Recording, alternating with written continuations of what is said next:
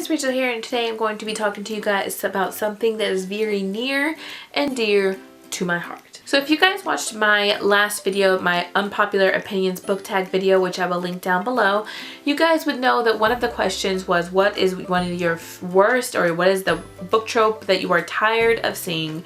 And the book trope that I chose was going to be the downtrodden maiden who rises up to power, and she's like 16 years old.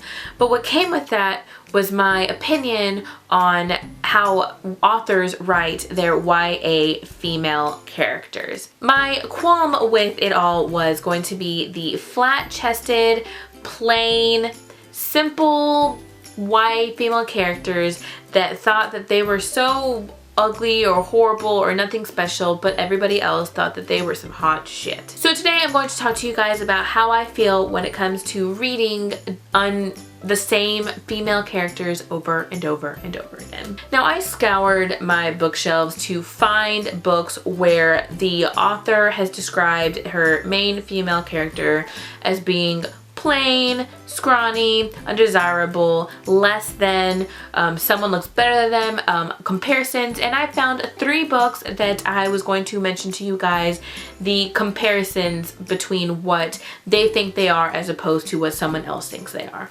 I understand that authors write books based on how they feel about things, and I understand that books are very personal things to people, but coming from a plus-size, full-chested woman reading YA novels with girls with no breasts at all, no boobs, nothing, flat-chested, I get very, very frustrated. And the reason for this is because I feel like anytime I read a book that has a main female character mentioning that she's flat-chested or scrawny, it makes me feel like it is somehow a bad thing to have a big chest.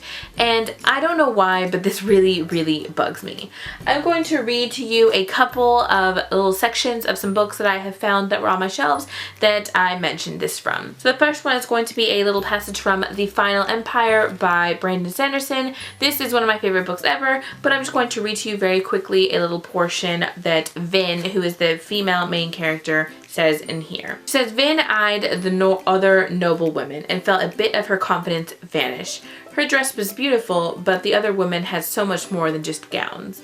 Their long, flowing hair and self-assured airs matched their bejeweled figures.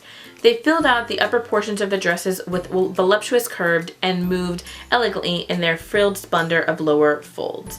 Vin occasionally caught glimpses of other women's feet, and they didn't simply wear simple slippers like her own, but rather high-heeled shoes. So what I got you guys to take away from that little passage is they filled out the upper portions of their dresses with voluptuous curves. That bugs me. Another example is going to be here in the book of Ivy. Ivy's sister says, "You're bigger in the bust than I am," she says with a smirk, "but I doubt he'll complain."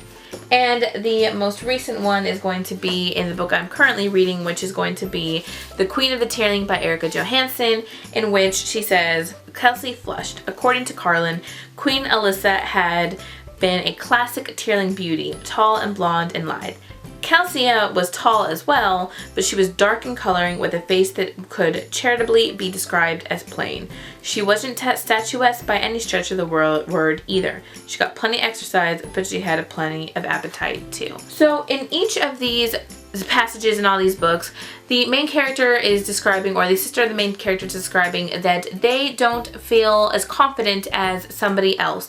They look at other female characters and they see that they are curved and they are plain. And directly in Queen of the Book of Ivy, she's mentioning that you have a bigger chest than I do, but I don't think that anyone's going to complain about that.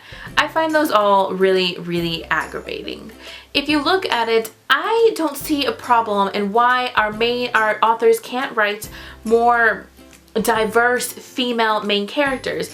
I don't see there's anything wrong as being a full-chested, full-figured woman. I like my chest. I like how I look. I'm fine with how I look, but it feels very bizarre to me when I'm reading books and it's almost like it's bad to be full chested, or the main character is complaining that they are not full chested. Well, why couldn't the author written them as full chested to begin with?